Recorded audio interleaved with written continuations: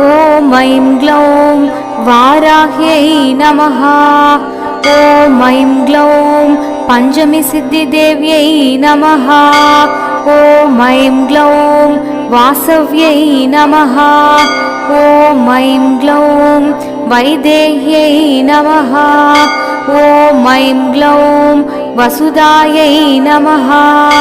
ॐ ऐं ग्लौं विष्णुवल्लभायै नमः। ॐ ऐं ग्लौं बलायै नमः। ॐ ऐं ग्लौं वसुन्धरायै नमः। ॐ ऐं ग्लौं वामायै नमः। ॐ ऐं ग्लौं धर्मिण्यै नमः।